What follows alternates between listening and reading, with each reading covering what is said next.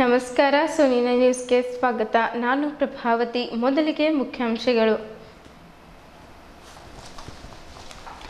ಗೊಂಡ ಕುರುಬ ಸಮಾಜದಿಂದ ಖೂಬಾ ಅವರಿಗೆ ಭಾರಿ ಜನಬೆಂಬಲ. ಅದ್ಧೂರಿಯಾಗಿ ನಡೆದ ಗೊಂಡ ಕುರುಬ ಸಮಾಜದ ಬೃಹತ್ ಸಮಾವೇಶ.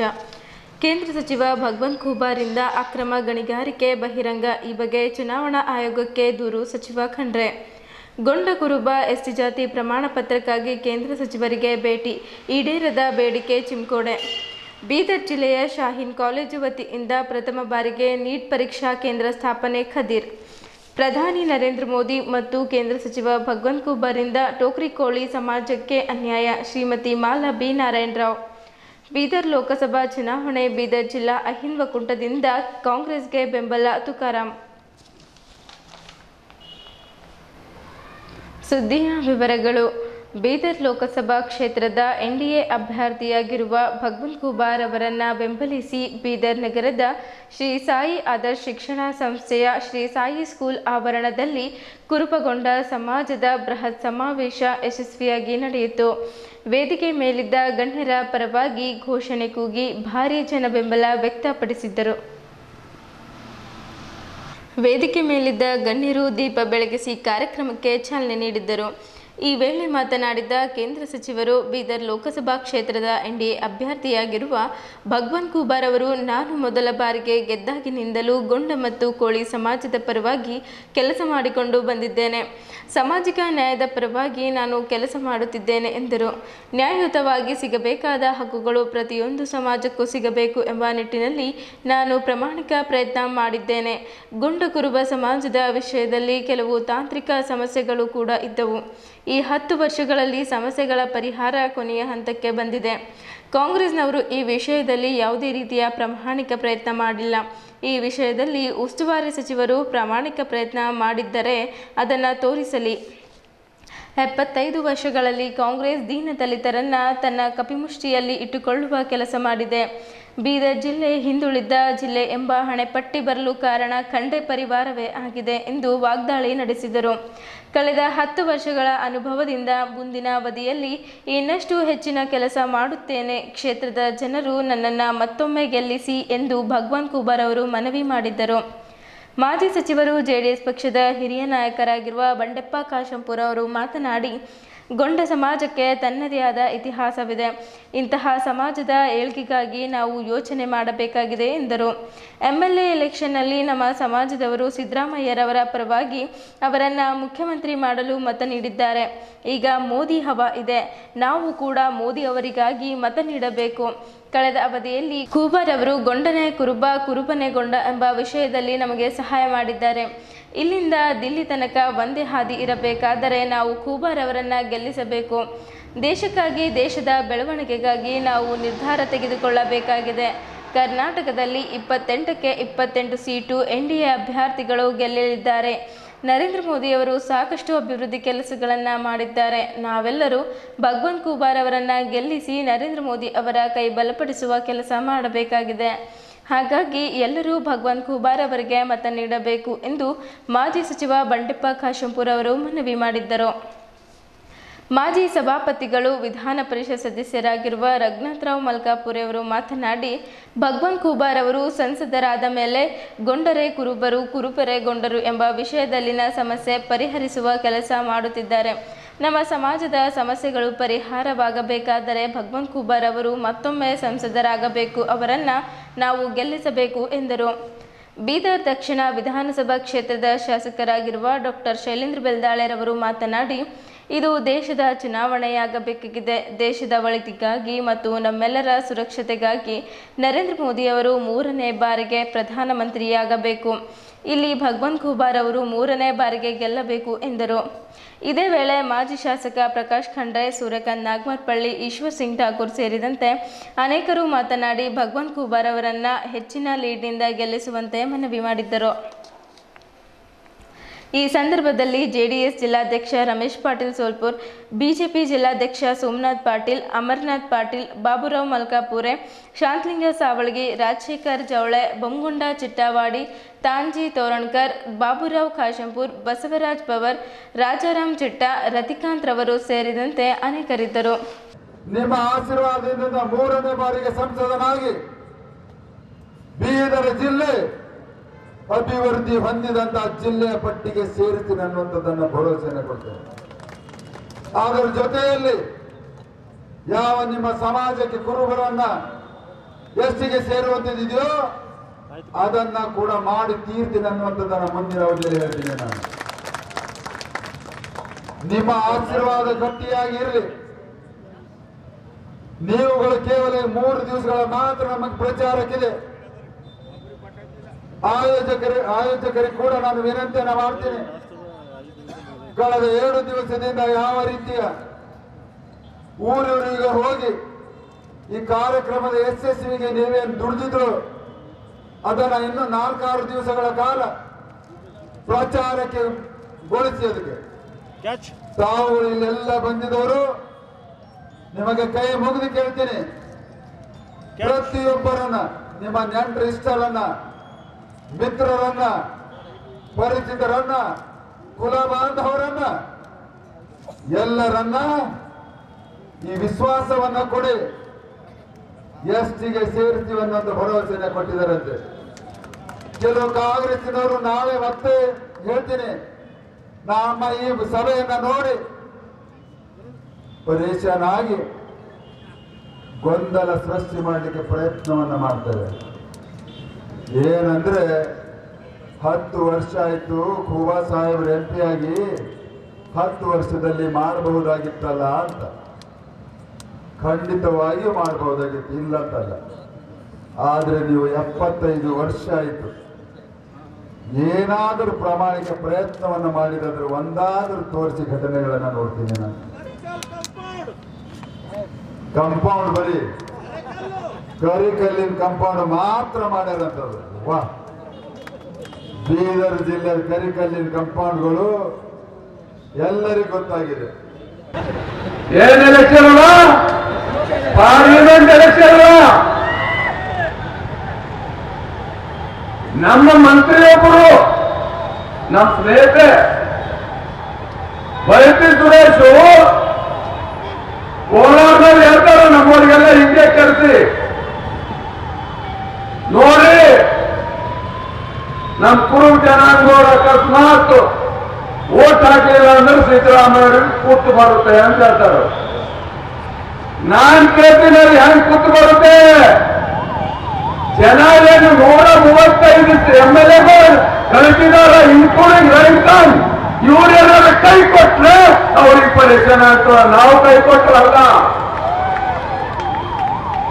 ಯಾಕಂದ್ರೆ ಇದು ಪಾರ್ಲಿಮೆಂಟ್ ಎಲೆಕ್ಷನ್ ಅಲ್ಲ. ಯಾವಾಗೂ ಕರ್ನಾಟಕದಾಗ MLA ಒಂದು ರಿಸಲ್ಟ್, MP ಒಂದು ರಿಸಲ್ಟ್ ಬಂದಂತ 20 ವರ್ಷಗಳು ಇತಿಹಾಸ ಇದೆ. 20 ವರ್ಷಗಳು 20 ವರ್ಷದಾಗ ಕಾಂಗ್ರೆಸ್ 9 ಸೀಟ್ಗಿಂತ ಹೆಚ್ಚಿಗೆ ಬಂದೇ ಇಲ್ಲ. ಅದಕ್ಕೆ ಇವತ್ತ ಇಡೀ ಕರ್ನಾಟಕದಲ್ಲ, ಇಡೀ ದೇಶದಲ್ಲಿ ಇವತ್ತು ಏನ್ ಹವಾ ನಡೆದ, ಏನ್ ನಡೆದ? ಮೋದಿ. ಇನ್ನೊಂದು 4 ಸಲ ಹೇಳ, ಮೋದಿ.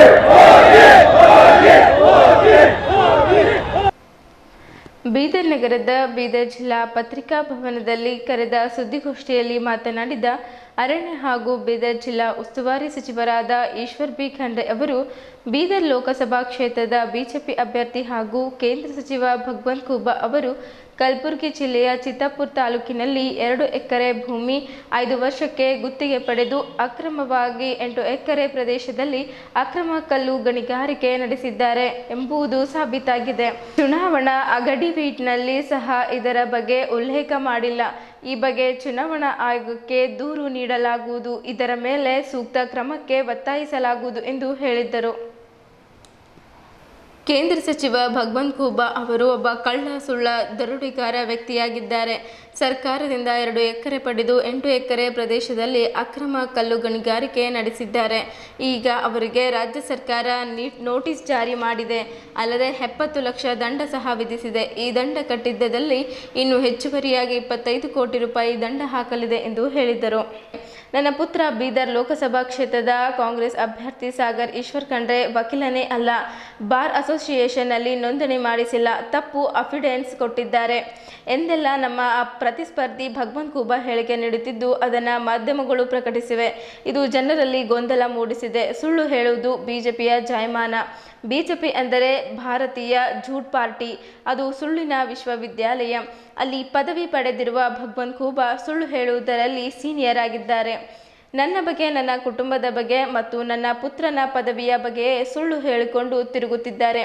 ಇವರು ಮಾಡುತ್ತಿರುವ ಯಾವುದೇ ಆರೋಪಕ್ಕೆ ಅವರ ಬಳಿ ಪುರಾವೆ ಇಲ್ಲ. ಆಧಾರ ರಹಿತ ಆರೋಪಗಳಿಗೆ ಯಾವುದೇ ಬೆಲೆ ಇರುವುದಿಲ್ಲ. 10 ವರ್ಷದಿಂದ ಸಂಸತ್ ಸದಸ್ಯರಾಗಿ ಸಚಿವರಾಗಿರುವ ಖೂಬಾಗೆ ಬಾರ್ ಅಸೋಸಿಯೇಷನ್ ಮತ್ತು ಬಾರ್ ಕೌನ್ಸಿಲ್ ನಡುವಿನ ವ್ಯತ್ಯಾಸವೂ ಗೊತ್ತಿಲ್ಲ. ನನ್ನ ಪುತ್ರ ಬಾರ್ ಕೌನ್ಸಿಲ್ನಲ್ಲಿ ನೋಂದಣಿ ಮಾಡಿಕೊಂಡಿರುವ ಪ್ರಮಾಣ ಪತ್ರ ಬಿಡುಗಡೆ ಮಾಡಿದ ಬಳಿಕವೂ ಸೋಲಿನ ಭೀತಿ ಆವರಿಸಿರುವ ಕಾರಣ ಭಗವಂತ್ ಖೂಬಾ ಸುಳ್ಳು ಆರೋಪ ಮಾಡುವುದನ್ನು ಮುಂದುವರಿಸಿದ್ದಾರೆ. ಭಗವಂತ್ ಖೂಬಾ ಸರ್ಕಾರದ ಬೊಕ್ಕಸಕ್ಕೆ ನಷ್ಟ ಮಾಡಿರುವ ವಂಚಕ, ಅಕ್ರಮ ಕಲ್ಲು ಗಣಿಗಾರಿಕೆಯಲ್ಲಿ ಲೂಟಿ ಮಾಡಿರುವ ಕಳ್ಳ, ಒಬ್ಬ ಕೇಂದ್ರ ಸಚಿವರಾಗಿ ಸರ್ಕಾರಕ್ಕೆ ಸುಮಾರು 25 ಕೋಟಿ ರೂಪಾಯಿ ದ್ರೋಹ ಮಾಡಿದ್ದಾರೆ, ವಂಚನೆ ಮಾಡಿದ್ದಾರೆ. ಇದನ್ನು ನಮ್ಮ ಅಫಿಡಿಯಂಟ್ನಲ್ಲಿ ಕೂಡ ತಪ್ಪು ಮಾಹಿತಿ ನೀಡಿದ್ದಾರೆ. ಇವರ ವಿರುದ್ಧ ಚುನಾವಣಾ ಆಯೋಗ ಕ್ರಮ ಕೈಗೊಳ್ಳಬೇಕೆಂದು ಆಗ್ರಹಿಸಿದ್ದರು. ಈ ಸುದ್ದಿಗೋಷ್ಠಿಯಲ್ಲಿ ಸಚಿವ ರಹೀಂ ಖಾನ್, ಮಾಜಿ ಸಚಿವ ರಾಜಶೇಖರ್ ಪಾಟೀಲ್, ಬೀದರ್ ಜಿಲ್ಲಾ ಕಾಂಗ್ರೆಸ್ ಸಮಿತಿ ಅಧ್ಯಕ್ಷ ಬಸವರಾಜ್ ಚಾಪ್ ಶೆಟ್ಟಿ, ವಿಧಾನ ಪರಿಷತ್ ಸದಸ್ಯರಾದ ಅರವಿಂದ್ ಕುಮಾರ್ ಅರಳಿ ಅವರು ಸೇರಿದಂತೆ ಅಶೋಕ್ ಖೇಣಿ, ಬಕ್ಕಪ್ಪ ಕೋಟೆ, ಆನಂದ್ ದೇವಪ್ಪ, ಮುರಳೀಧರ್ ಎಗ್ಲಾಕರ್ ಅವರು ಸೇರಿದಂತೆ ಪಕ್ಷದ ಮುಖಂಡರು ಇದ್ದರು. ಇವರೇನು ಸರ್ಕಾರದ ಬೊಕ್ಕಸಕ್ಕೆ ಈತ ಮಾಡಿರುವಂಥ ಒಬ್ಬ ನಷ್ಟ, ಒಬ್ಬ ವಂಚಕ, ಒಬ್ಬ ಅಕ್ರಮ ಕಲ್ಲು ಗಣಿಗಾರಿಕೆಯಲ್ಲಿ ಲೂಟಿ ಮಾಡಿರುವ ಕಳ್ಳ. ಹಿಂದೇನೂ ಇತ್ತು, ಗುಮಾನಿ ಇತ್ತು, ಭಗವಂತ್ ಖೂಬಾ ಅಕ್ರಮ ಗಣಿಗಾರಿಕೆಯಲ್ಲಿ ಭಾಗಿಯಾಗಿದ್ದಾರೆ ಅಂತೇಳಿ ಈಗ ದಾಖಲೆ ಸಮೇತ ಸಾಬೀತುಪಡಿಸುವಂಥ ರೀತಿಯಲ್ಲಿ ಒಬ್ಬ ಸಂಸತ್ನಾಗಿ, ಕೇಂದ್ರ ಸಚಿವನಾಗಿ ಕಲಬುರಗಿ ಜಿಲ್ಲೆಯ ಚಿತ್ತಾಪುರದಲ್ಲಿ ಒಂದು ಸರ್ವೆ ನಂಬರ್ದಲ್ಲಿ 2 ಎಕರೆ ಜಮೀನು ಇವತ್ತು ಗಣಿಗಾರಿಕೆಗೆ, ಕಲ್ಲು ಗಣಿಗಾರಿಕೆಗೆ ಅಂತೇಳಿ ತೆಗೆದುಕೊಂಡು ಆ 2 ಎಕರೆ ಬಿಟ್ಟು 8 ಎಕರೆ ಹೆಚ್ಚುವರಿಯಾಗಿ ಅಕ್ರಮ ಗಣಿಗಾರಿಕೆ ಮಾಡಿ ಇವತ್ತು ಸರ್ಕಾರಕ್ಕೆ ಸುಮಾರು 25 ಕೋಟಿ ರೂಪಾಯಿ ಇವರು ದ್ರೋಹ ಮಾಡಿ ವಂಚನೆ ಮಾಡಿದ್ದಾರೆ. ತಮ್ಮ ಅಫಿಡವಿಟ್ನಲ್ಲಿ ಕೂಡ ತಪ್ಪು ಮಾಹಿತಿ ನೀಡಿದ್ದಾರೆ. ಇವರ ವಿರುದ್ಧ ಚುನಾವಣಾ ಆಯೋಗಕ್ಕೆ ದೂರನ್ನು ಸಲ್ಲಿಸಲಾಗ್ತಾ ಇದೆ ಮತ್ತು ಇವ್ರ ಮೇಲೆ ಕಾನೂನು ರೀತಿಯ ಕ್ರಮ ಕೈಗೊಳ್ಳಬೇಕು ಅಂತೇಳಿ ಹೇಳಿ ನಾವು ಒತ್ತಾಯನ ಮಾಡ್ತಾ ಇದ್ದೇವೆ. ಖೂಬಾ ರೀತಿ ನಾವೇನು ಆಧಾರರಹಿತವಾದಂಥ ಆರೋಪ ಮಾಡ್ತಾ ಇಲ್ಲ. ಖೂಬಾನ ಅಫಿಡವಿಟ್ನ ಪುಟ ಸಂಖ್ಯೆ 15ರ 10ನೇ ಕಾಲಮ್ನಲ್ಲಿ liabilities that are under dispute ಕಾಲಮ್ನಲ್ಲಿ demand notice from deputy director department of mines and geology Kalaburagi of ₹54,51,733 ಅಂತಿದೆ. ಇವರಿಗೆ ದಂಡ ಹಾಕಿದ್ದು, ಅಕ್ರಮ ಗಣಿಗಾರಿಕೆ ಮಾಡಿದಂಥದ್ದು ಇವತ್ತು ಇವರು ಸರ್ಕಾರ ಇದ್ದಾಗೆ ದಂಡ ಹಾಕಿದ್ದಿದೆ. ಇದು ರಾಜ್ಯದಲ್ಲಿ BJP ಸರ್ಕಾರ ಇದ್ದಾಗೆ ದಂಡ ಹಾಕಿದ್ದಿದೆ. ಇವರು ಬರೆದಿದ್ದು liabilities that are under dispute ಕಾಲಮ್ನಲ್ಲಿ demand notice from deputy director department of mines and geology Kalaburagi 54,51,733 ರೂಪಾಯಿ ಅಂತ ಹಾಕಿದ್ದಾರೆ. 70 ಲಕ್ಷದ ಮೇಲೆ ಈಗ ಏನು ಅವರಿಗೆ ದಂಡ ಹಾಕಬೇಕು ಅಂತ ಕೊಟ್ಟಿದ್ರು. ಮತ್ತೆ ಸರ್ವೆ ಮಾಡಿದ್ದಾಗ, ಸಮೀಕ್ಷೆ ಮಾಡಿದ್ದಾಗ ಇನ್ನೂ ಹೆಚ್ಚುವರಿ 8 ಎಕರೆಯಲ್ಲಿ ಅನಧಿಕೃತವಾಗಿ, ಕಾನೂನು ಬಾಹಿರವಾಗಿ ಅಕ್ರಮ ಗಣಿಗಾರಿಕೆ ಮಾಡಿದ್ದಾರೆ ಅಂತೇಳಿ ಅವರಿಗೆ ನೋಟಿಸ್ ಕೊಟ್ಟಿದ್ದಾರೆ 25 ಕೋಟಿ ರೂಪಾಯಿಗೆ. ಮುಂದೆ ಅವರು ಹಣ ತುಂಬದೇ ಇದ್ದರೆ ಮುಂದಿನ ಕ್ರಮ ತಗೊಳ್ತಾರೆ. ಕಾನೂನು ರೀತಿಯ ವಸೂಲಿ ಮಾಡುವಂಥದ್ದು, ಅವ್ರದ್ದು ಏನು ಆಸ್ತಿ ಪಾಸ್ತಿ ಇದೆ ಜಪ್ತಿ ಮಾಡುವಂಥದ್ದು, ಇಲ್ಲದ್ರೆ ಅವ್ರ ಮೇಲೆ ಕ್ರಿಮಿನಲ್ ಮೊಕದ್ದಮೆ ಹಾಕುವಂಥದ್ದು ಮಾಡ್ತಾರೆ. ಇವತ್ತು ನಾನು ಬೀದರ್ ಜಿಲ್ಲೆಯ ಜನರಿಗೆ, ಸಾರ್ವಜನಿಕ ಎಲ್ಲ ನಮ್ಮ ಬಂಧುಗಳಿಗೆ ತಮ್ಮ ಮುಖಾಂತರ ಏನು ಮಾಹಿತಿ ಕೊಡಬೇಕಂತ ಇದ್ದೀನಿ ಅಂತ ಹೇಳಿದರೆ, ಒಬ್ಬ ಜವಾಬ್ದಾರಿಯುತ ಸ್ಥಾನದಲ್ಲಿದ್ದಂಥ ಒಬ್ಬ ವ್ಯಕ್ತಿ ಸರ್ಕಾರದ ನೈಸರ್ಗಿಕ ಸಂಪತ್ತು ಲೂಟಿ ಮಾಡ್ತಾನೆ ಅಂತ ಹೇಳಿದರೆ ಅವನಿಗೆ ಲೋಕಸಭೆಯಲ್ಲಿ ನಿಲ್ಲುವಂಥ ನೈತಿಕತೆ ಇದೆಯಾ? ಭಾರತೀಯ ಜನತಾ ಪಕ್ಷ ನಾವು ಪಾರದರ್ಶಕತೆಯಿಂದ ಇವತ್ತು ಆಡಳಿತ ಕೊಡ್ತೀವಿ, ನಾ ಖಾऊंगा ನಾ ಖಾನೆ दूंगा ಅಂತ ಹೇಳ್ತಾರಲ್ಲ, ಇವರಿಗೆ ಅವ್ರೇನು ಉತ್ತರ ಕೊಡ್ತಾರೆ ಅದಕ್ಕೆ? ಈ ಜಿಲ್ಲೆಯ ಜನ ಉತ್ತರ ಬಯಸ್ತಾ ಇದ್ದಾರೆ. ಇಂಥ ಅಕ್ರಮ ಮಾಡೋಂಥವ್ರಿಗೆ, ಇಂಥ ಲೂಟಿ ಮಾಡೋವಂಥವ್ರಿಗೆ, ಇಂಥ ಕಳ್ಳರಿಗೆ ಲೋಕಸಭೆ ಟಿಕೆಟ್ ಹೆಂಗೆ ಕೊಟ್ರಿ ನೀವು? ಹೇಳಬೇಕಲ್ಲ, ಉತ್ತರ ಕೊಡಬೇಕಲ್ಲ ಜನರಿಗೆ. ಸಾಗರ್ ಖಂಡ್ರೆ ಅವರು ವಕೀಲರ ಪರಿಷತ್ನಲ್ಲಿ ನೋಂದಣಿ ಮಾಡಿದ್ದು, ನೋಂದಣಿ ಲೆಟ್ರು ನಿಮಗೆ ಕೊಟ್ಟಿದ್ದೇವೆ, ಮಾಧ್ಯಮದವ್ರ ಹತ್ರ ಇದೆ. ಅದಕ್ಕೆ ಮಾಧ್ಯಮದವರು ಕೂಬಾಗಿ ಪ್ರಶ್ನೆ ಕೇಳಬೇಕು. ವಕೀಲರೇ ಆಗಿಲ್ಲ ಅಂತ ಹೇಳ್ತೀರಿ, ಇದು ನೋಂದಣಿದೇನು ಮಾಡಿದ್ದಿದೆ ವಕೀಲರ ಪರಿಷತ್ತಿನಲ್ಲಿ. ನೀವು ಇವತ್ತು ಕಾನೂನು ಪದವಿ ಪಡೆಯದೆ ನೋಂದಣಿ ಮಾಡಲಿಕ್ಕೆ ಬರೋದಿಲ್ಲ, ನೋಂದಣಿ ಸಂಖ್ಯೆನೂ ಕೊಡೋದಿಲ್ಲ, ವೆಬ್ಸೈಟ್ನಲ್ಲೇ ಇದೆ ನೋಂದಣಿ. ಇವತ್ತು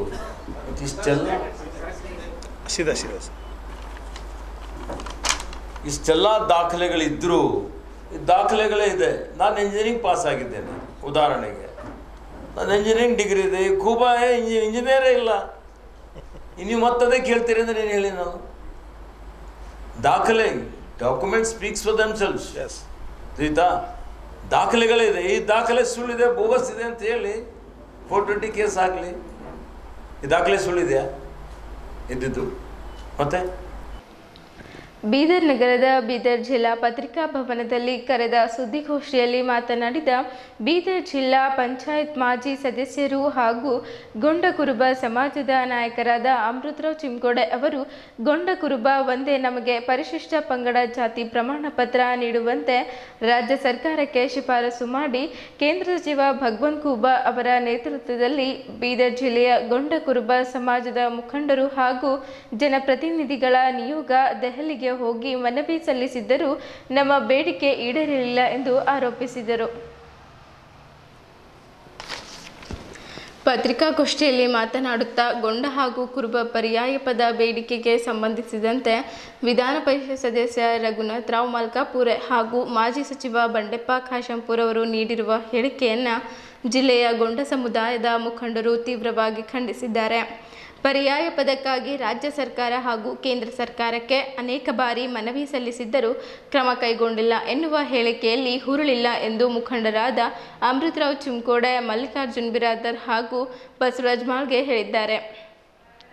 ಸಂವಿಧಾನದ ಪರಿಚ್ಛೇದ 342 ಪ್ರಕಾರ ಕುಲಶಾಸ್ತ್ರೀಯ ಅಧ್ಯಯನ ಹಾಗೂ ಮೈಸೂರಿನ ಬುಡಕಟ್ಟು ನಿರ್ದೇಶನಾಲಯದ ಶಿಫಾರಸಿನಂತೆ ಸಿದ್ದರಾಮಯ್ಯ ಸರ್ಕಾರ 2014 ಮಾರ್ಚ್ 4ರಂದು ಕೇಂದ್ರಕ್ಕೆ ಶಿಫಾರಸು ಮಾಡಿತ್ತು.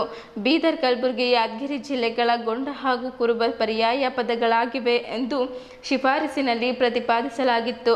ಆ ವೇಳೆ ಮಾಡಿದ ಶಿಫಾರಸಿಗೆ ಈಗಿನ ಬೀದರ್ ಜಿಲ್ಲಾ ಉಸ್ತುವಾರಿ ಸಚಿವ ಈಶ್ವರ್ ಖಂಡ್ರೆ ಸಹಕರಿಸಿದ್ದನ್ನು ಮರೆಯಲಾಗದ್ದು ಎಂದು ಹೇಳಿದ್ದರು. ರಾಜ್ಯ ಸರ್ಕಾರಕ್ಕೆ ಶಿಫಾರಸು ಮಾಡುವ ಅಧಿಕಾರ ಮಾತ್ರ ಇರುತ್ತದೆ ಎನ್ನುವುದನ್ನು ನಿಯೋಗದಲ್ಲಿ ದೆಹಲಿಗೆ ಹೋದ ಮುಖಂಡರು ತಿಳಿದುಕೊಳ್ಳಬೇಕು. ರಾಜ್ಯ ಸರ್ಕಾರ ಶಿಫಾರಸು ಮಾಡಿ 9 ವರ್ಷಗಳಾದರೂ ಕ್ರಮ ಕೈಗೊಳ್ಳದ ಕೇಂದ್ರ ಈಗಲಾದರೂ ಎಚ್ಚೆತ್ತಿ ನ್ಯಾಯ ದೊರಕಿಸಿಕೊಡಬೇಕೆಂದು ಹೇಳಿದರು.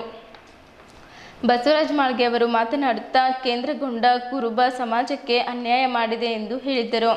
ಮಲ್ಲಿಕಾರ್ಜುನ್ ಬಿರಾದರ್ ಪರಿಹಾರ ಅವರು ಮಾತನಾಡುತ್ತಾ ಗೊಂಡ ಕುರುಬ ಸಮಾಜಕ್ಕೆ ಸಿಗಬೇಕಾದ ನ್ಯಾಯ ಸಿಗಲಿಲ್ಲ, ಇದಕ್ಕಾಗಿ ಈ ಚುನಾವಣೆಯಲ್ಲಿ ಬಿಜೆಪಿಗೆ ತಕ್ಕ ಪಾಠ ಕಲಿಸುತ್ತೇವೆ ಎಂದು ಹೇಳಿದರು. ಈ ಪತ್ರಿಕಾಗೋಷ್ಠಿಯಲ್ಲಿ ಅಮೃತರಾವ್ ಚಿಮ್ಕೋಡೆ, ಮಾಲಾ ಬಿ, ಬಸವರಾಜ್ ಮಾಳ್ಗೆ, ವಿಜಯ್ ಕುಮಾರ್ ಕೊಳ್ಳೆ, ಸಂಜು, ರಾಕೇಶ್, ಧನ್ರಾಜ್, ಸುನಿಲ್ ಸೇರಿದಂತೆ ಬೀದರ್ ಜಿಲ್ಲೆಯ ಗೊಂಡ ಕುರುಬ ಸಮಾಜದ ಮುಖಂಡರು ಇದ್ದರು. ಬೀದರ್ಗೆ ಬರಬೇಕಾದ್ರೆ ಬೀದರ್ಲ ಸ್ಟ್ರೈಕ್ ಮಾಡಿದಾಗ ಮಾರನೇ ದಿವಸ ಸಿದ್ದರಾಮಯ್ಯ ಟೇಬಲ್ ಗುದ್ದರು.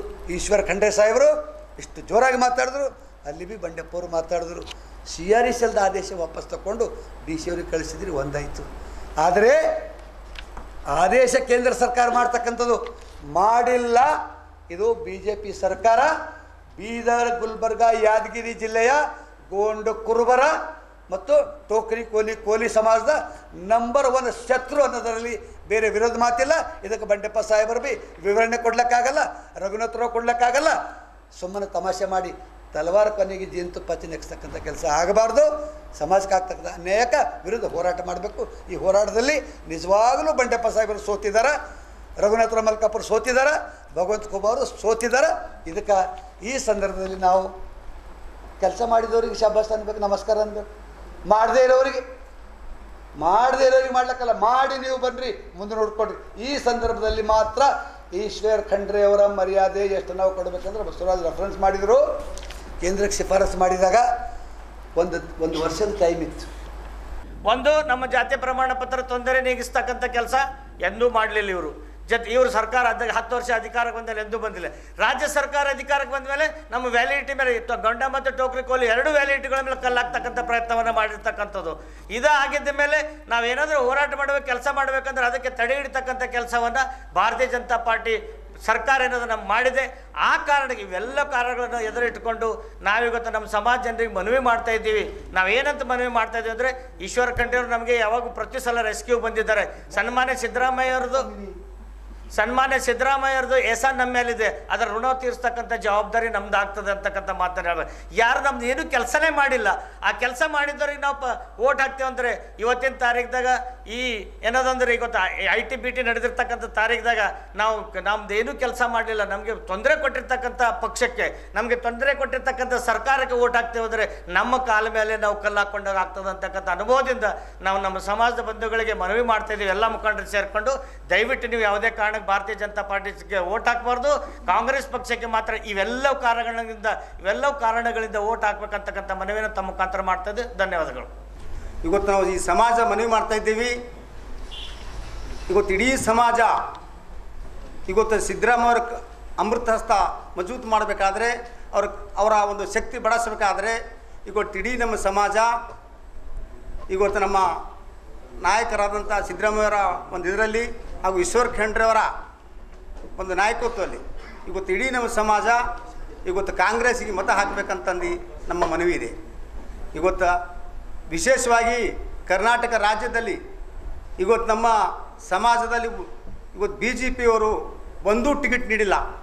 ಇಡೀ ರಾಜ್ಯದಲ್ಲಿ ಒಬ್ಬ ಈಶ್ವರಪ್ಪನಂಥ ಒಬ್ಬ ನಾಯಕಿಗೆ ಇವತ್ತು ಒಂದು ಟಿಕೆಟ್ ಸಹಿತ ಕೊಡಲಾರದೆ ಇವತ್ತು ಅಮಾನತುಗೊಳಿಸಿ ಅವರು ಅವಮಾನಿಸಿಕೊಂಡಿದ್ದಾರೆ. ಅದಕ್ಕೆ ಅವ್ರಿಗೆ ಯಾಕೆ ನಮ್ಮ ಸಮಾಜ ಮತ ಹಾಕಬೇಕು? ಇವತ್ತು ಇದೇ ಭಗವಂತ ಖೋಬಾ ನಮ್ಮ ST ಸಮಾವೇಶ ಬಗ್ಗೆ ನಮ್ಮ ಸಿದ್ದರಾಮಯ್ಯ 2 ಸಲ ಕೇಂದ್ರ ಸರ್ಕಾರಕ್ಕೆ ಶಿಫಾರಸು ಮಾಡಿದ್ರು ಕೂಡ ಇವತ್ತು ಅವರು ಇವತ್ತಿನವರೆಗೆ ನಮ್ಮ ಒಂದು STದು ಒಂದು ದಿಲ್ಲಿಯಲ್ಲಿ ಇವತ್ತು ನಮ್ಗೆ ಒಂದು ಅನುಮೋದನೆ ಮಾಡಿಲ್ಲ. ಇವತ್ತು ನಿನ್ನೆ ಹಾಸ್ಟೆಲ್ನಲ್ಲಿ ಅವ್ರು ಮಾತಾಡ್ತಾ ಇದ್ದರು. ನಮ್ಮೊಂದು ಸಮಾವೇಶ ಮಾಡಿದ್ರು ನಿನ್ನೆ. ನಮ್ಮ ಸಮಾಜ ನಾಯಕರಾದಂಥ ಬಂಡೆಪ್ಪ ಅವರಿದ್ದರು, ರಘುನಾಥ್ ಮಲ್ಕಾಪುರ ಅವರಿದ್ದರು, ಅನೇಕ ನಮ್ಮ ಸಮಾಜ ನಾಯಕರು ಇದ್ದರು, ಬಾಬು ಮಲ್ಕಾಪುರ ಅವರಿದ್ದರು. ನಿನ್ನೆ ಒಂದು ಹಾಸ್ಟೆಲಲ್ಲಿ ಅವರು ಒಂದು ಸಮಾವೇಶ ಮಾಡಿದರು ನಮ್ಮ ಸಮಾಜದ. ಅವ್ರು ಹೇಳ್ತಾ ಇದ್ದರು, ಮುಂದೆ ಬರ್ತಕ್ಕಂಥ ದಿನಗಳಲ್ಲಿ ನಿಮ್ಮದು ಗೊಂಡಾ ಸಮಾಜದ ಸಮಸ್ಯೆ ಬಗೆಹರಿಸ್ತೀನಿ ಅಂತ. 10 ವರ್ಷ ಏನು ಮಾಡಿದರು? ಇವತ್ತು ಅವ್ರು ಉತ್ತರ ಕೊಡಬೇಕು. ಬೀದರ್ ನಗರದ ಬೀದರ್ ಜಿಲ್ಲಾ ಪತ್ರಿಕಾ ಭವನದಲ್ಲಿ ಕರೆದ ಸುದ್ದಿಗೋಷ್ಠಿಯಲ್ಲಿ ಮಾತನಾಡಿದ ಬೀದರ್ ಜಿಲ್ಲೆಯ ಶಾಹೀನ್ ಶಿಕ್ಷಣ ಸಂಸ್ಥೆಯ ಅಧ್ಯಕ್ಷರಾದ ಡಾಕ್ಟರ್ ಅಬ್ದುಲ್ ಖದೀರ್ ಅವರು, ಬೀದರ್ ಜಿಲ್ಲೆಯಲ್ಲಿ ನೀಟ್ ಪರೀಕ್ಷೆಗಳು ನಡೆಸಲು ಶಾಹೀನ್ ಕಾಲೇಜಿಗೆ ಮೊಟ್ಟಮೊದಲ ಬಾರಿಗೆ ಸರ್ಕಾರದಿಂದ ಅನುಮತಿ ಸಿಕ್ಕಿದೆ ಎಂದು ಹೇಳಿದ್ದರು. ಈ ವರ್ಷ ಬೀದರ್ ಜಿಲ್ಲೆಯಲ್ಲಿ ನಡೆಯಲಿರುವ ನೀಟ್ ಪರೀಕ್ಷಾ ಕೇಂದ್ರಗಳಿಗೆ ಮಾರ್ಗದರ್ಶನ ಕೊಡಲಾಗುವುದು ಎಂದು ಹೇಳಿದ್ದರು. ನೀಟ್ ಪರೀಕ್ಷೆಯ ಸಹ ಸಂಚಾಲಕರಾದ ಮಲ್ಲಿನಾಥ್ ಮಠಪತಿ ಅವರು ಮಾತನಾಡುತ್ತಾ, ಪ್ರತಿ ವರ್ಷದಂತೆ ಈ ವರ್ಷವೂ ಕೂಡ ನ್ಯಾಷನಲ್ ಟೆಸ್ಟಿಂಗ್ ಏಜೆನ್ಸಿ 2020ರ ನಂತರ ನೀಟ್ ಪರೀಕ್ಷೆಯು ಬೀದರ್ ಜಿಲ್ಲೆಗೆ ದೊರೆತಿದೆ ಎಂದು ಹೇಳಿದ್ದರು. ಬೀದರ್ ಜಿಲ್ಲೆಯಲ್ಲಿ 16 ಕೇಂದ್ರಗಳಿವೆ, ಇದರಲ್ಲಿ 12 ಬೀದರ್ ನಗರದಲ್ಲಿವೆ ಎಂದು ಹೇಳಿದರು. हम शाहीन कभी नीट का सेंटर नहीं रहा, पहली मर्तबा नीट का सेंटर भी बना है और एक नोडल सेंटर है जहाँ से सारे बीदर डिस्ट्रिक्ट के सेंटर्स को मलिनाथ मठपति साहब मैनेज करेंगे. वो डिस्ट्रिक्ट ऑर्गेनाइज़र हैं, वो सारी डिटेल देंगे. कुछ चेंजेस जो आए हैं इस मरतबा पहले से उसका डिस्कस करेंगे. ये पेरेंट्स को और स्टूडेंट्स को ये बहुत ही इन्फॉर्मेटिव पॉइंट रहेंगे, ये उन तक पहुंच जाएं, इसका फ़ायदा होगा. ज़ाहिर है गर्मी है और ये बड़ा अच्छा हुआ कि 4 साल पहले बीदर में सेंटर आ गया, वरना बीदर के स्टूडेंट्स गुलबर्गा जाते थे और गुलबर्गे से भी दूर 100 किलोमीटर 150 किलोमीटर दूर जाते थे. बड़ी तकलीफ़ होती थी, बड़ी मेहनत करना पड़ता था. लेकिन हम लकी हैं, ये बीदर में शुरू हो गया है और बीदर में 8000 स्टूडेंट अपियर कर रहे हैं और इंडिया भर में नंबर बढ़ गया है. इसके सारे तफसीलात मतपति साहब आपके सामने रखेंगे। ಪ್ರತಿ ವರ್ಷದಂತೆ ಈ ವರ್ಷವೂ ಕೂಡ ನ್ಯಾಷನಲ್ ಟೆಸ್ಟಿಂಗ್ ಏಜೆನ್ಸಿ ಅಂತಕ್ಕಂಥ ಒಂದು ಅಟಾನಮಸ್ ಬಾಡಿ ಪ್ರತಿ ವರ್ಷ NEET exam, JEE exam, UGC net exam ಹಾಗೂ ಇನ್ನಿರ್ತಕ್ಕಂತಹ ಎಲ್ಲ ಕೇಂದ್ರದಲ್ಲಿ ನಡೀತಕ್ಕಂಥ ಪರೀಕ್ಷೆಗಳನ್ನು ಈ authorised body national testing agency ಅವ್ರು ಮಾಡ್ತಾಯಿದ್ದಾರೆ. 2020 ನಂತರ ಈ ನೀಟ್ ಪರೀಕ್ಷೆಯು ಬೀದರ್ ಜಿಲ್ಲೆಗೆ ದೊರಕಿದೆ. ಕಳೆದ ವರ್ಷವೂ ಕೂಡ ಸುಮಾರು 7,800 ವಿದ್ಯಾರ್ಥಿಗಳು ನೀಟ್ ಪರೀಕ್ಷೆಗೆ ಹಾಜರಾಗಿದ್ದು, ಈ ವರ್ಷ 1,000 ಹೆಚ್ಚಿಗಾಗಿದೆ. 8,289 ವಿದ್ಯಾರ್ಥಿಗಳು ಈ ಸಲ ನಮ್ಮ ಬೀದರ್ನಲ್ಲೇ ಪರೀಕ್ಷೆ ಬರಿತಾ ಇದ್ದಾರೆ. 8,289 8289 ವಿದ್ಯಾರ್ಥಿಗಳು ಬೀದರ್ ಜಿಲ್ಲೆಯಲ್ಲಿ ಬರಿತಾ ಇದ್ದಾರೆ. ಬೀದರ್ ಜಿಲ್ಲೆಯಲ್ಲಿ ಸುಮಾರು 14 ಪರೀಕ್ಷಾ ಕೇಂದ್ರಗಳನ್ನು ಈಗಾಗಲೇ ನಿಯೋಜನೆಗೊಂಡಿದೆ ಪರೀಕ್ಷೆಗೋಸ್ಕರ. ಈ 14ರಲ್ಲಿ 12 ಸೆಂಟರ್ಸ್ಗಳು ನಮ್ಮ ಬೀದರ್ ಸಿಟಿಯಲ್ಲಿದೆ. 2 ಸೆಂಟ್ರು ಬೀದರ್ ಔಟ್ಸೈಡ್ ಸಿಟಿಯಲ್ಲಿದೆ. ಒಂದು ಹುಮ್ನಾಬಾದ್ನಲ್ಲಿದೆ, Shakuntala Patil residential public school Humnabad. ಇನ್ನೊಂದು ಚನ್ನಬಸವೇಶ್ವರ ಗುರುಕುಲ್ PU ಕಾಲೇಜ್ ಕರಡಿಯಾಳ್ ಭಾಲ್ಕಿ. ಇನ್ನು ಉಳಿದಿರ್ತಕ್ಕಂಥ 12 ಪರೀಕ್ಷಾ ಕೇಂದ್ರಗಳು ನಮ್ಮ ಬೀದರ್ ನಗರದಲ್ಲಿದೆ. ಅವುಗಳಲ್ಲಿ Shaheen PU college, Jnanasudha Vidyalaya, Karnataka degree college, Lingarajappa engineering college, SBR PU college, GND PU ಮತ್ತು GND public school, Karnataka PU college ಹಾಗೂ Karnataka degree college, Holy shepherd,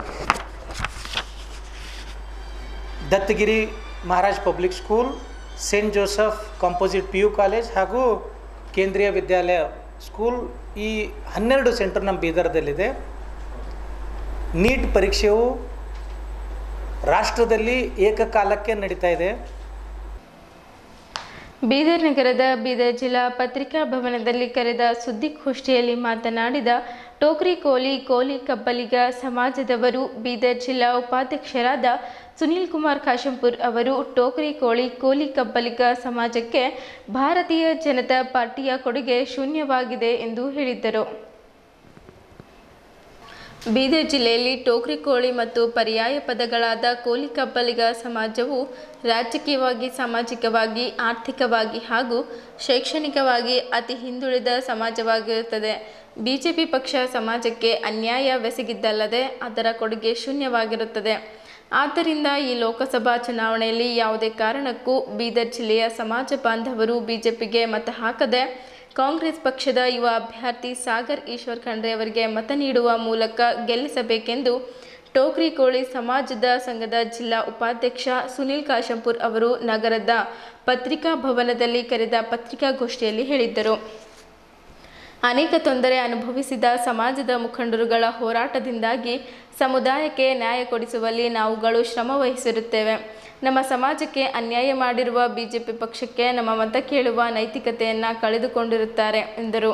ಸಮಾಜದ ಮುಖಂಡರಾದ ಮಾರುತಿ ಮಾಸ್ತರ್ ಅವರು ಮಾತನಾಡಿ, ಸಮಾಜದ ಮತಗಳು ಬೀದರ್ ಜಿಲ್ಲೆಯಲ್ಲಿ ಅಂದಾಜು 4 ಲಕ್ಷಕ್ಕೂ ಅಧಿಕ ಜನಸಂಖ್ಯೆ ಹೊಂದಿದ್ದು, ಜಿಲ್ಲೆಯ ಬಸವ ಕಲ್ಯಾಣ, ಹುಮ್ನಾಬಾದ್, ಬೀದರ್ ದಕ್ಷಿಣ ಕ್ಷೇತ್ರ ಹಾಗೂ ತಾಲೂಕಾ ಚಿಂಚೋಳಿ, ಆಳಂದ್ ರಾಜ್ಯ ಕೆಲವು ವಿಧಾನಸಭಾ ಮತ್ತು ಲೋಕಸಭಾ ಕ್ಷೇತ್ರಗಳಲ್ಲಿ ಕುಲಬಾಂಧವರ ಮತಗಳು ನಿರ್ಣಾಯಕ ಮತಗಳಾಗಿವೆ ಎಂದು ವಿವರಿಸಿದ್ದರು. ಈ ಹಿಂದೆ ನಮ್ಮ ಸಮಾಜದವರ ಮತಗಳನ್ನು ಪಡೆದು ಗೆದ್ದು ನ್ಯಾಯ ಕೊಡಿಸದೆ ಬಿಜೆಪಿ ಪಕ್ಷ ಅನ್ಯಾಯ ಮಾಡಿದೆ. ಟೋಕ್ರಿ ಕೋಳಿಯ ಪರ್ಯಾಯ ಪದಗಳಾದ ಕೋಲಿ ಕಬ್ಬಲಿಗರನ್ನು ಪರಿಶಿಷ್ಟ ಪಂಗಡಕ್ಕೆ ಸೇರಿಸಲು ಬಹಳಷ್ಟು ಹೋರಾಟ ಮಾಡಿದ್ದರೂ ಬಿಜೆಪಿಯಿಂದ ಫಲವೂ ದೊರಕಲಿಲ್ಲ. ಅಲ್ಲದೆ ಹೋರಾಟದಿಂದ ಯಾವುದೇ ಪರಿಣಾಮ ಆಗದೆ ನ್ಯಾಯ ಸಿಗಲಿಲ್ಲ ಎಂದರು. ವಿಧಾನಸಭಾ ಮತ್ತು ಲೋಕಸಭಾ ಚುನಾವಣೆಗಳಲ್ಲಿ ಪ್ರತಿ ಸಲ ಬಿಜೆಪಿ ಪಕ್ಷದವರು ಕೋಲಿ ಕಬ್ಬಲಿಗ ಸಮಾಜವನ್ನು ಪರಿಶಿಷ್ಟ ಪಂಗಡಕ್ಕೆ ಸೇರಿಸುವುದಾಗಿ ಸುಳ್ಳು ಹೇಳಿ ಮತ ಪಡೆದಿದ್ದು, ಈ ಸಲದ ಚುನಾವಣೆಯಲ್ಲೂ ಸುಳ್ಳು ಭರವಸೆ ನೀಡುತ್ತಿದ್ದಾರೆ ಎಂದು ಅವರು ಕಳೆದ ಲೋಕಸಭಾ ಚುನಾವಣೆಯಲ್ಲಿ ಪ್ರಧಾನಮಂತ್ರಿಗಳಾದ ನರೇಂದ್ರ ಮೋದಿ ಅವರು ಕಲಬುರಗಿಯಲ್ಲಿ ನಡೆದ ಚುನಾವಣಾ ಪ್ರಚಾರದಲ್ಲಿ ಕೋಲಿ ಸಮಾಜ್ ಕೋ ಯಾದ್ ರಖೂಂಗಾ ಎಂದು ಹೇಳಿ ಮತ ಪಡೆದು ಗೆಲುವಿಗಾಗಿ 5 ವರ್ಷಗಳು ಗತಿಸಿದ್ದರೂ ಕೂಡ ಈ ಸಮಾಜವನ್ನು ಗುರುತಿಸುವ ಕೆಲಸ ಮಾಡಿರುವುದಿಲ್ಲ ಎಂದು ಮಾಸ್ಟರ್ ಆಪಾದಿಸಿದ್ದರು. ಮೀನುಗಾರಿಕೆ ಅಭಿವೃದ್ಧಿ ನಿಗಮದ ಅಧ್ಯಕ್ಷೆ ಮಾಲಾ ಬಿ ನಾರಾಯಣರಾವ್ ಅವರು ಮಾತನಾಡಿ, ಬಿಜೆಪಿ ಪಕ್ಷ ತಮ್ಮ ಸಮಾಜದ ಪರವಾಗಿ ಪ್ರಮುಖ ನಿರ್ಣಯ ಕೈಗೊಳ್ಳದೆ ಟೋಕ್ರಿ ಕೋಳಿಯ ಪರ್ಯಾಯ ಪದಗಳನ್ನು ಎಸ್ಟಿ ಪಟ್ಟಿಯಲ್ಲಿ ಸೇರಿಸದೆ ಅನ್ಯಾಯ ಮಾಡಿದೆ. ಆದ್ದರಿಂದ ಆ ಪಕ್ಷಕ್ಕೆ ಓಟು ಕೊಡದೆ ಕಾಂಗ್ರೆಸ್ ಪಕ್ಷಕ್ಕೆ ಮತದಾನ ಮಾಡಿ ಗೆಲ್ಲಿಸಿ ಎಂದರು. ಇನ್ನೋರ್ವ ಸಮಾಜದ ಮುಖಂಡ ಲಕ್ಷ್ಮಣ್ ಓಂಟಿ ಮಾತನಾಡಿ, ಸಿದ್ದರಾಮಯ್ಯನವರ ನೇತೃತ್ವದ ಸರ್ಕಾರ ಎಸ್ಟಿಗೆ ಸೇರಿಸಲು ಕೇಂದ್ರಕ್ಕೆ 2 ಸಲ ಶಿಫಾರಸು ಮಾಡಿದ್ದರು. ಸಹ ಕೇಂದ್ರದ ಬಿಜೆಪಿ ಸರ್ಕಾರ ಸಮಾಜಕ್ಕೆ ನ್ಯಾಯ ಕೊಡಲಿಲ್ಲ. ಹೀಗಾಗಿ ಮತ ಹಾಕಬಾರದೆಂದರು. ಸಮಾಜದ ಮುಖಂಡರಾದ ಶಾಂತಪ್ಪ ಜಿ ಪಾಟೀಲ್ ಮಾತನಾಡಿ, ಕಲಬುರಗಿಯಲ್ಲಿ ಮೇ 4ರಂದು ನೂತನ ವಿದ್ಯಾಲಯ ಮೈದಾನದಲ್ಲಿ ನಡೆಯಲಿರುವ ಕೋಲಿ ಕಬ್ಬಲಿಗರನ್ನ ಪರಿಶಿಷ್ಟ ಪಂಗಡ ಎಸ್ಟಿ ಸೇರಿಸುವ ಕುರಿತಾದ ಈ ಸಮಾವೇಶದಲ್ಲಿ ಬೀದರ್ ಜಿಲ್ಲೆಯ ಸಮಾಜದ ಬಾಂಧವರು ಹೆಚ್ಚಿನ ಸಂಖ್ಯೆಯಲ್ಲಿ ಭಾಗವಹಿಸಿ ಕಾರ್ಯಕ್ರಮ ಯಶಸ್ವಿಗೊಳಿಸಬೇಕೆಂದು ಮನವಿ ಮಾಡಿದ್ದರು. ಈ ಪತ್ರಿಕಾಗೋಷ್ಠಿಯಲ್ಲಿ ಸಮಾಜದ ಮುಖಂಡರುಗಳಾದ ನಾರಾಯಣರಾವ್ ಭಂಗಿ, ಅಪ್ಪರಾವ್ ಬ್ಯಾಲ್ಹಳ್ಳಿ, ಬಿ ಸೋಮನಾಥ್, ವಿಶ್ವನಾಥ್ ಬಳಕಟ್ಟಿ, ಭಾಲ್ಕಿ, ರಮೇಶ್ ಕಾಶಂಪೂರ್ ಉಪಸ್ಥಿತರಿದ್ದರು. ಮೋದಿಜಿ ಅವರು, ಇನ್ನು ಭಗವಂತ ಖೂಬಾ ಅವ್ರು ಮಾಡೋದೇನಿದೆ ಅದನ್ನೇ ಇದೆ. ಆ BJP ಅವರಿಂದ ಏನಾದರೂ ನಮಗೆ ಆಗಿದೆಯಾ? ಇಲ್ಲಿರೋ ಸೋದರರು ಹೇಳಬೇಕು, ನಮಗೆ ಏನೂ ಆಗಿಲ್ಲ. ಏನು ಸಿಕ್ಕಿದೆ ನಮಗೆ ಇವತ್ತಿನ ದಿನ? ನಾವು ಏನು ಮಾಡ್ತಾಯಿದ್ದೀವಿ, ಪ್ರತಿಯೊಂದು ಆಫೀಸ್ನಲ್ಲಿ ನಮ್ಗೆ ಕೆಲಸ ಸಿಗಬೇಕಾದ್ರೂ ಕೂಡ ನಾವು ಕಾಂಗ್ರೆಸ್ಸಿಂದನೇ ಹೆಲ್ಪ್ ತೊಗೊಂಡು ನಾವು ಇವತ್ತಿನ ದಿನ ಕೋಲಿ ಸಮಾಜ ನಾವು ಬದುಕ್ತಾ ಇದ್ದೀವಿ. ಸೊ ಅದಕ್ಕೆ ಮುಂದಿನ ದಿನಗಳಲ್ಲಿ ಅದು ಆಗಬಾರ್ದು. ಎಲ್ಲ ಸ್ಪೆಷಲಿ ನಾವು ಬೀದರ್ ಡಿಸ್ಟಿಕ್ ಜನರಿಗೆ ನಾವು ನಮ್ಮ ಸಮಾಜದ ಬಗ್ಗೆ ನಾನು ಕಳಕಳಿಯಿಂದ ಕೇಳ್ಕೊಳ್ತೀನಿ, ಆದಷ್ಟು ಜಲ್ದಿ ಎಚ್ಚರಗೊಳ್ರಿ, ಕಾಂಗ್ರೆಸ್ಸಿಗೆ ವೋಟ್ ಮಾಡಿರಿ ನೀವು. ಮತ್ತು ಸಾಗರ್ ಖಂಡ್ರೆ ಅವರು ಈಗ 7ನೇ ತಾರೀಕು ಒಂದು ವೋಟಿಂಗ್ ಇದೆ, ನೀವು ಹೆಚ್ಚಿನ ಮತಗಳಿಂದ ವೋಟ್ ಕೊಟ್ಟು, ಅದರಲ್ಲೂ ನಮ್ಮ ಸಮಾಜ ಒಂದು ಕಪ್ಪು ಚುಕ್ಕೆ ಆಗಿಬಿಟ್ಟಿದೆ, ಇವರು BJPಗೆ ವೋಟ್ ಕೊಡ್ತಾರೆ ಅಂತ ಹೇಳಿಬಿಟ್ಟು.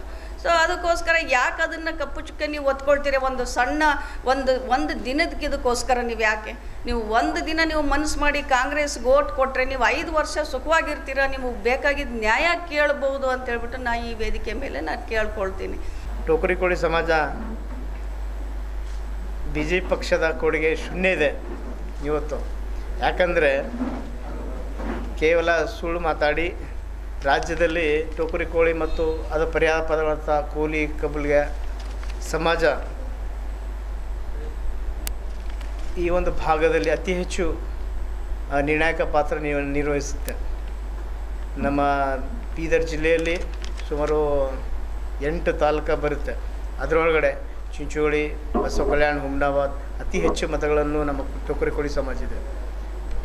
ಹಾಗೆ ರಾಜಕೀಯವಾಗಿ, ಸಾಮಾಜಿಕವಾಗಿ, ಶೈಕ್ಷಣಿಕವಾಗಿ ಅತಿ ಹಿಂದುಳಿದ ಸಮಾಜವಾಗಿದೆ ಇದು. ಹಿಂದೆ ನಮ್ಮ ಗುಲ್ಬರ್ಗದಲ್ಲಿ 1996ರಿಂದ ಟೋಕರಿ ಕೋಳಿ ಸಮಾಜ ಪದಗಳಾದಂಥ ಕಬ್ಬಲಿಗೆ ಕೋಳಿ ಸಮಾಜವು ST ಪರಿಶಿಷ್ಟ ಪಂಗಡಕ್ಕೆ ಸೇರಿಸ್ತೀವಿ ಅಂತಕ್ಕಂಥ ಹೋರಾಟ ನಮ್ಮ ವಿಠ್ಠಲ್ ಹೆರ್ಜಿ ಅವರು ಮಾಡ್ತಾ ಬಂದಿದ್ದರು. ಅದು 1996ರಿಂದ ಮಾಡ್ಕೊಂಡು ಬಂದಿದ್ದಾರೆ. ಅದೇ ರೀತಿಯಾಗಿ ಹಿಂದಿಂಥ ಸರ್ಕಾರ ಇತ್ತು. ಹೋದ ಸಲ 5 ವರ್ಷಗಳ ಹಿಂದೆ BJP ಸರ್ಕಾರ ಸುಳ್ಳು ಹೇಳಿ ನಾವು ನಿಮ್ಮ ಪರ್ಯಾಯ ಪದಗಳಿಗೆ ST ಮಾಡ್ತೀವಿ ಅಂತಕ್ಕಂಥ ಸುಳ್ಳು ಹೇಳಿ ನಮ್ಮ ಗುಲ್ಬರ್ಗ ಭಾಗದಲ್ಲಿ ಹೆಚ್ಚಿನ ಜನಸಂಖ್ಯೆ ಹೊಂದಿದ್ದ ಟೋಕರಿ ಕೋಳಿ ಸಮಾಜದ ಮತಗಳನ್ನು ಎಳೆದು ಸುಳ್ಳು ಮುಖಾಂತರಾಗಿ ತಮ್ಮ ಅಧಿಕಾರಕ್ಕೆ ಬಂದು ಏನೂ ಮಾಡದೇನೆ ಅವರು ಅಧಿಕಾರ ತಗೊಂಡ್ರು, ಸುಳ್ಳೆ ಭರವಸೆ ಕೊಟ್ಟಿದ್ದರು. ಇವತ್ತು ನರೇಂದ್ರ ಮೋದಿಯವರು ಸಾರ್ವಜನಿಕ ಸ್ಥಳದಲ್ಲಿ ಎಲ್ಲ ಇದರಿಂದ ನಾವು ಮಾಡ್ತೀವಿ ಅಂತಕ್ಕಂಥ ಪ್ರಧಾನಿ ಮೋದಿಯವರು ಸುಳ್ಳಾಡ್ತಾರೆ ಅಂತಂದರೆ ಭಾಳಷ್ಟು ಹೆಂಗೋ ಅನ್ನಿಸ್ತಾ ಇದೆ ನಮಗೆ. ಅವರು ಆ ಒಂದು ಭರವಸೆಯನ್ನು ಈಡೇರಿಸಲಿಕ್ಕೆ ಆಗಲಿಲ್ಲ. ಆಗಿರ್ಬೋದು, APMC ಟಿಕೆಟ್ ಆಗಿರ್ಬೋದು, ಯಾವುದೇ ಒಂದು ಟಿಕೆಟ್ ಕೇಳೋದು ಕೊಡಂಗಿಲ್ಲ ಸರ್. ನಮಗವರು ರಾಜಕೀಯ ಪ್ರತಿನಿಧಿ ಕೇಳ್ತಾ ಇದ್ದೀವಿ, ನಮಗವ್ರು ಕೊಡ್ತಾ ಇಲ್ಲ. ಎಲ್ಲಿ ಇವತ್ತು ಕಾಂಗ್ರೆಸ್ ಪಕ್ಷ ನಮ್ಮ ಸಮಾಜ ಗುರುತಿಸಿದೆ. ಇವತ್ತು ರಾಜ್ಯ ಮಟ್ಟದಾಗಿರ್ಬೋದು, ರಾಷ್ಟ್ರ ಮಟ್ಟ ಆಗಿರ್ಬೋದು, ಜಿಲ್ಲೆಯಲ್ಲಿ ಕೂಡ ಭಾಳಷ್ಟು ಸ್ಥಾನಮಾನ ಕೊಟ್ಟಿದೆ, ಟಿಕೆಟ್ ಕೊಟ್ಟಿದೆ, ಶಾಸಕರಾಗಿ ಮಾಡಿದ್ದಾರೆ, ನಿಗಮ ಅಧ್ಯಕ್ಷ ಕೊಟ್ಟಿದ್ದಾರೆ.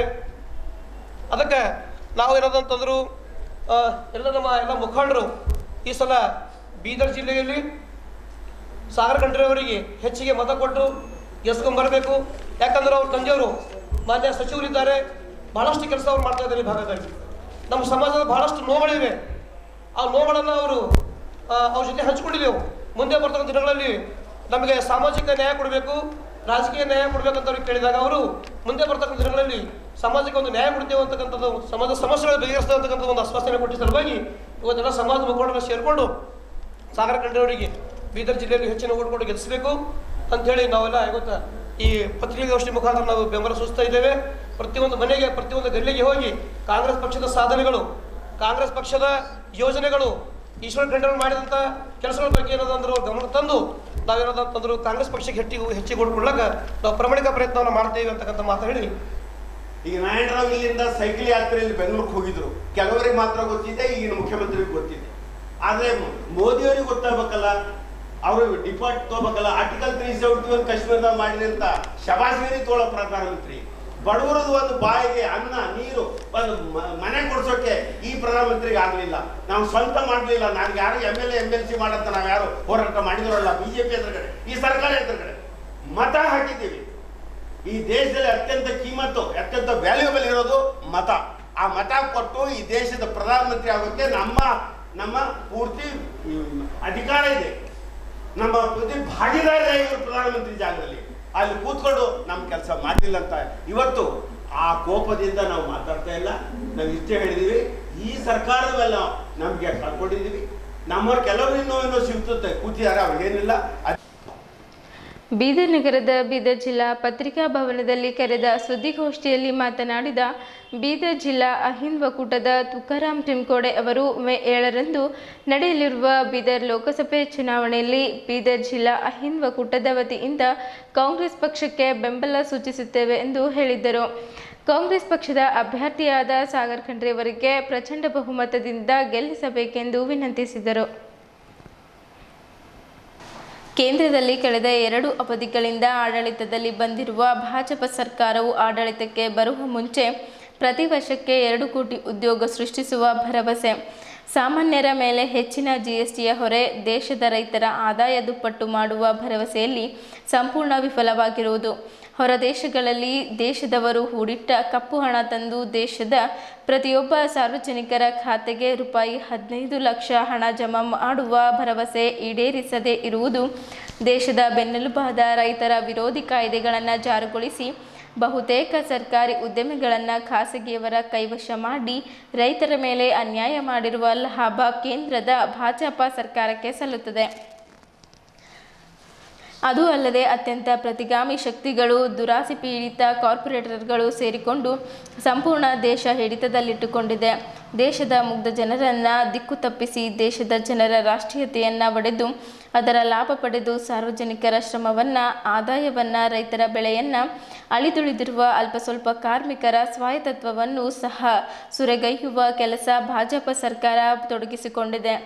ಈ ಜನವಿರೋಧಿ ಶಕ್ತಿಗಳ ವಿರುದ್ಧ ದೇಶವ್ಯಾಪ್ತಿಯಲ್ಲಿ ಅಲ್ಪಸಂಖ್ಯಾತರು, ಹಿಂದುಳಿದ ವರ್ಗದವರು, ದಲಿತರು ಹಾಗೂ ಇತರೆ ಸಮುದಾಯದವರು ಒಟ್ಟಾಗಿ ಸೇರಿಕೊಂಡು 2024ರ ಲೋಕಸಭಾ ಚುನಾವಣೆಯಲ್ಲಿ ಭಾಜಪ ಪಕ್ಷಕ್ಕೆ ತಕ್ಕ ಪಾಠ ಕಲಿಸುವುದು ನಮ್ಮ ಆದ್ಯ ಕರ್ತವ್ಯವಾಗಿದೆ. ಈ ಹಿಂದೆ ಭಾಜಪ ಸರ್ಕಾರ ದುರಾಡಳಿತದಿಂದಾಗಿ ಕರ್ನಾಟಕ ರಾಜ್ಯದ ಜನರು ಬೇಸತ್ತು ರಾಜ್ಯದಲ್ಲಿ ಜನಪ್ರಿಯ ನಾಯಕರಾದ ಸಿದ್ದರಾಮಯ್ಯರವರಿಗೆ ಬಹುಮತದ ಸರ್ಕಾರವನ್ನು ನೀಡಿರುತ್ತದೆ. ನುಡಿದಂತೆ ನಡೆಯುವ ಸಿದ್ದರಾಮಯ್ಯರವರು ರಾಜ್ಯದ ಮಹಿಳೆಯರಿಗೆ, ಯುವಕ ಯುವತಿಯರಿಗೆ, ರೈತರಿಗೆ, ಕೂಲಿ ಕಾರ್ಮಿಕರಿಗೆ ಹಲವಾರು ಸೌಲಭ್ಯಗಳನ್ನು ಕಲ್ಪಿಸಿ ಸಬಲೀಕರಣಗೊಳಿಸಲು ಮುಂದಾಳತ್ವ ವಹಿಸಿರುತ್ತಾರೆ ಹಾಗೂ ಬಹುತೇಕ ಎಲ್ಲ ಯೋಜನೆಗಳು ಯಶಸ್ವಿಯಾಗಿ ಜಾರಿಗೊಳಿಸಲಾಗಿರುತ್ತವೆ. ಬೀದರ್ ಜಿಲ್ಲೆಯಲ್ಲಿ ರಾಜಕೀಯ ಕ್ಷೇತ್ರದಲ್ಲಿ ಕಳೆದ 3 ದಶಕಗಳಿಂದ ಜನರು ಮೆಚ್ಚಿದ ಶಾಸಕರು ಹಾಗೂ ಸಚಿವರು ಆದ ರಹೀಂ ಖಾನ್ ಸಾಹೇಬ್ರು ಹಾಗೂ 70 ವರ್ಷಗಳಿಂದ ಸಾಮಾಜಿಕ ಹಾಗೂ ರಾಜಕೀಯ ಕ್ಷೇತ್ರಗಳಲ್ಲಿ ತೊಡಗಿಸಿಕೊಂಡು ದೀನ ದಲಿತರ, ಅಲ್ಪಸಂಖ್ಯಾತರ, ಹಿಂದುಳಿದ ವರ್ಗಗಳ ಅಭಿವೃದ್ಧಿಗಾಗಿ ಶ್ರಮಿಸುತ್ತಾ ಬಂದಿದ್ದು ಖಂಡ್ರೆ ಪರಿವಾರ. ಅದು ಅಲ್ಲದೆ ಸದ್ಯ ಬೀದರ್ ಜಿಲ್ಲೆ ಅಭಿವೃದ್ಧಿಗಾಗಿ ಜಿಲ್ಲಾ ಉಸ್ತುವಾರಿ ಸಚಿವರಾಗಿ ಶ್ರಮ ವಹಿಸುತ್ತಿರುವುದು ಈಶ್ವರ್ ಖಂಡ್ರೆಯವರು. ಬೀದರ್ ಜಿಲ್ಲೆಗೆ ಕೇಂದ್ರ ಮಟ್ಟದಿಂದಲೂ ಹೆಚ್ಚಿನ ಅಭಿವೃದ್ಧಿಗಾಗಿ ಶ್ರಮಿಸಲು ಅವರ ಸುಪುತ್ರ ಸಾಗರ್ ಖಂಡ್ರೆ ಇವರು ಬೀದರ್ ಲೋಕಸಭಾ ಕ್ಷೇತ್ರದಿಂದ ಸ್ಪರ್ಧಿಸಿರುವುದು ಸ್ವಾಗತಾರ್ಹ. ಸದರಿಯವರು ಕಾನೂನು ಪದವೀಧರರಾಗಿದ್ದು ಒಬ್ಬ ಯುವ ನಾಯಕ. ಬೀದರ್ ಜಿಲ್ಲೆಗೆ ಯುವ ನಾಯಕರ ಅತಿ ಅವಶ್ಯಕವಾಗಿರುತ್ತದೆ. ಆದುದರಿಂದ ಕರ್ನಾಟಕ ಅಲ್ಪಸಂಖ್ಯಾತರ, ಹಿಂದುಳಿದವರ, ದಲಿತರ ಒಕ್ಕೂಟ ಬೀದರ್ ಜಿಲ್ಲಾ ಘಟಕದ ವತಿಯಿಂದ ಬೀದರ್ ಲೋಕಸಭಾ ಕ್ಷೇತ್ರದಿಂದ ಸ್ಪರ್ಧಿಸುತ್ತಿರುವ ಕಾಂಗ್ರೆಸ್ ಅಭ್ಯರ್ಥಿ ಸಾಗರ್ ಖಂಡ್ರೆ ಇವರಿಗೆ ಸಂಪೂರ್ಣ ಬೆಂಬಲ ಸೂಚಿಸುತ್ತೇವೆ ಎಂದು ಜಿಲ್ಲಾಧ್ಯಕ್ಷರಾದ ತುಕಾರಾಮ್ ಚಿಮ್ಕೋಡೆ, ಉಪಾಧ್ಯಕ್ಷರಾದ ಮಹಮ್ಮದ್ ಇನಾಯತುಲ್, ಸಂಗಪ್ಪ ಚಿದ್ರಿ, ಕಾರ್ಯದರ್ಶಿ ಜಡ್ಸನ್, ತುಕಾರಾಮ್ ರಾಗಾಪುರೆ, ಆನಂದ್ ಮಲ್ಕನೂರೆ, ನರ್ಸಾ ಗೌಂಡ ಸೋಲ್ಪುರ್, ಸಹ ಕಾರ್ಯದರ್ಶಿ MD ಕರೀಂ ಕಮಠಾಣ್, ಓಂಕಾರ್ ನಾಸೆ, ರಾಜ್ಕುಮಾರ್ ಬೋರೆ, ಜೈ ಭೀಮ್, ಕಾರ್ಮಿಕ ಅಧ್ಯಕ್ಷ MD ಮಿನ್ಹಾಜುದ್ದೀನ್, ಸಲಹೆಗಾರರು ಪ್ರದೀಪ್ ಝಂಜೇರೆ, ಸಿದ್ದು ಫುಲಾರೆ, ದೇವರಾಜ್ ಆರ್ಯ ಪತ್ರಿಕಾಗೋಷ್ಠಿಯಲ್ಲಿ ಇದ್ದರು. ಬರ್ತಕ್ಕಂಥ ಲೋಕಸಭೆ ಅಭ್ಯರ್ಥಿಯಾದ ಕಾಂಗ್ರೆಸ್ ಪಕ್ಷಕ್ಕೆ ನಂತರ ಬೆಂಬಲ ಸೂಚಿಸುವ ಮುಖಾಂತರ ನಾವು ಈ ಪತ್ರಿಕಾಗೋಷ್ಠಿಯಲ್ಲಿ ಎಲ್ಲ ಭಾಗಿಯಾಗಿದ್ದೇವೆ. ನಾವು ಕಾಂಗ್ರೆಸ್ ಪಕ್ಷಕ್ಕೆ ಯಾಕೆ ಬೆಂಬಲ ಸೂಚಿಸಬೇಕು, ಯಾಕೆ ಬೆಂಬಲ ಸೂಚಿಸಬೇಕಂದ್ರೆ ಕಳೆದ 10 ವರ್ಷದಿಂದ ಕೇಂದ್ರದಲ್ಲಿ ಭಾಜಪಾ ಸರ್ಕಾರ ಇದೆ. ಭಾಜಪಾ ಸರ್ಕಾರ ಕೇಂದ್ರದಲ್ಲಿ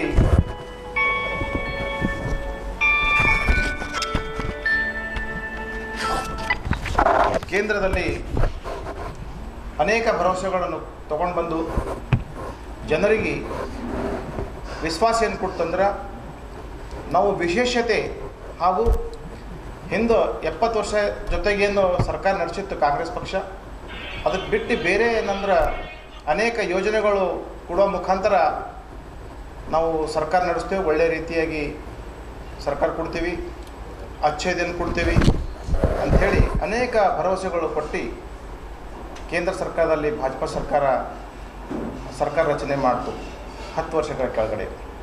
ಲೋಕಸಭಾ ಚುನಾವಣೆಯ ಅಂಗವಾಗಿ ಸಂಘದ ವತಿಯಿಂದ ಸಾಗರ್ ಖಂಡ್ರೆ ಅವರಿಗೆ ಬೆಂಬಲ ಸೂಚಿಸಲಿಕ್ಕೆ ಅತಿ ಅವಶ್ಯಕತೆ ಮಾತೇನಿದೆ ಅಂದ್ರೆ ಕಳೆದ 10 ವರ್ಷದಿಂದ ಸಂಸದರಿದ್ದಾರೆ, ಅವರು ಜನರ ಕಾಂಟ್ಯಾಕ್ಟ್ಗೂ ಬಂದಿಲ್ಲ ಮತ್ತು ಜೊತೆಯಲ್ಲಿ ಯಾವುದೂ ನೋಡೋಂಥ ಅಭಿವೃದ್ಧಿ ಕಾರ್ಯಗಳನ್ನು ಕೂಡ ಮಾಡಿಲ್ಲ. ಮತ್ತು ಅವ್ರದ್ದೇ ಪಕ್ಷದಲ್ಲಿ ಬಹಳಷ್ಟು ಭಿನ್ನಮತೆ ಇದೆ. ಆ ಒಂದು ಅಲೆ ಏನಿದೆ ಈಗ ನಮ್ಮ ಬೀದರು ಹಾಗೂ ಇಡೀ ಕರ್ನಾಟಕದಾಗ ಈ ನಮ್ಮ ಸಿದ್ದರಾಮಯ್ಯ ಅವರ ಸರ್ಕಾರದ ಮತ್ತು DK ಶಿವಕುಮಾರ್ ಅವರ ನೇತೃತ್ವದಲ್ಲಿ ಏನು ಸರ್ಕಾರ ನಡೀತಾ ಇದೆ, ಕೊಟ್ಟ ಮಾತಿನಂತೆ ಅವರೇನು 5 ಯೋಜನೆಗಳೇನು ಗ್ಯಾರಂಟಿ ಕೊಟ್ಟಿದ್ದರು, ಪ್ರತಿಯೊಂದು ಗ್ಯಾರಂಟಿಗಳನ್ನು ಕೂಡ ಸ್ಪಷ್ಟವಾಗಿ ಎಲ್ಲ ಜನರಿಗೆ ತಲುಪ್ತಾ ಇದೆ. ಮಹಿಳೆಯರಿಗೂ ಕೂಡ ಈ ಸರ್ಕಾರದಿಂದ ಬಹಳಷ್ಟು ಅನುಕೂಲ ಆಗಿದೆ. ಹೆಚ್ಚಿನ ಸಂಖ್ಯೆಯಲ್ಲಿ ಮಹಿಳೆಯರು ಕೂಡ ಮುಂದೆ ಬಂದು ಕಾಂಗ್ರೆಸ್ ಪಕ್ಷನೇ ಬರಬೇಕು, ಕಾಂಗ್ರೆಸ್ ಪಕ್ಷಕ್ಕೆ ನಾವು ಓಟ್ ಹಾಕಬೇಕಂತ ರಾಜ್ಯಾದ್ಯಂತ ಒಂದು ಎಲ್ಲ ಮಹಿಳೆಯರದೊಂದು ಕೂಗು ಕೂಡ ಇದೆ. ಅದರ ಜೊತೆಯಲ್ಲಿ ನಮ್ಮ ಬೀದರಲ್ಲೂ ಕೂಡ ಕಾನೂನು ಪದವೀಧರನಾದ ಶ್ರೀ ಸಾಗರ್ ಖಂಡ್ರೆ ಅವರಿಗೆ ನಮ್ಮ ಇಡೀ ಅಹಿಂದ ಒಕ್ಕೂಟದ ವತಿಯಿಂದ ಹಾಗೂ ಎಲ್ಲ ಹಿಂದುಳಿದ ದಲಿತರು ಮತ್ತು ಶ್ರಮಿಕರು, ಕಾರ್ಮಿಕರು, ಇನ್ನಿಂದ ಏನು ಎಷ್ಟು ಜನ ತುಳಿತಕ್ಕೊಳಪಟ್ಟಿದ್ದಾರೆ, ಯಾರ್ಯಾಗ ಸೌಲಭ್ಯಗಳಿಂದ ವಂಚಿತಿದ್ದಾರೆ, ಎಲ್ಲರೂ ಕೂಡಿ ಕಾಂಗ್ರೆಸ್ ಪಕ್ಷಕ್ಕೆ ಗೆಲ್ಲಿಸ್ಬೇಕಂತ ಅಂದ್ಕೊಂಡು ನಾವು ತೀರ್ಮಾನ ಮಾಡಿ. ಸಿಲಿಂಡರ್ ರೇಟು ಆವಾಗ 400 ಚಿಲ್ಲರೆ ಇತ್ತು, ಇವತ್ತು 1000 ಆಗಿದೆ. ಪೆಟ್ರೋಲ್ ರೇಟು ಆಗ ಕಡಿಮೆ ಇತ್ತು, ಜಾಸ್ತಿ ಆಗಿದೆ. ಮತ್ತೆ ಸಾಗಾಣಿಕೆ ಹಾಲು ಏನು ಬಿ ಇದೆ, ಮನಿ ನಡೆಸೋಕೆ ಭಾಳ ಕಷ್ಟ ಇದೆ, ಎಲ್ಲದನ್ನೂ GST ಮಾಡಿದ್ದಾರೆ ಅವರು. ಅದರ ಸಲುವಾಗಿ ಬಡವರ ಪರವಾಗಿ ಕಾಂಗ್ರೆಸ್ ಪಕ್ಷ ಇವಾಗ ಕರ್ನಾಟಕ ನಡೆಸ್ತಾ ಇದೆ, ತುಂಬಾ ಉತ್ತಮ ಆಗಿದೆ. ಅದೇ ರೀತಿ ಸೆಂಟ್ರಲ್ನಲ್ಲಿ ಕೂಡ ಅವ್ರಿಗೆ ತಂದಿದ್ರೆ ಬಹಳಷ್ಟು ಅನುಕೂಲ ಆಗುತ್ತೆ ಅಂತ ನಾವು ತಿಳಿದು ಸಪೋರ್ಟ್ ಮಾಡ್ತಾ ಇದ್ದೀವಿ. ಎಲ್ಲ ಯುವಕರು ಕೂಡ ಸಪೋರ್ಟ್ ಮಾಡ್ತಾ ಇದ್ದಾರೆ ಅಂತ ಹೇಳಕ್ ನಾವು ಇಲ್ಲಿಯವರೆಗೆ ಸುದ್ದಿ ಕೊಟ್ಟಿದ್ದು ನಾನು ಪ್ರಭಾವತಿ. ಮುಂದಿನ ಸುದ್ದಿಯೊಂದಿಗೆ ಮತ್ತೆ ಭೇಟಿಯಾಗೋಣ. ವಂದನೆಗಳು.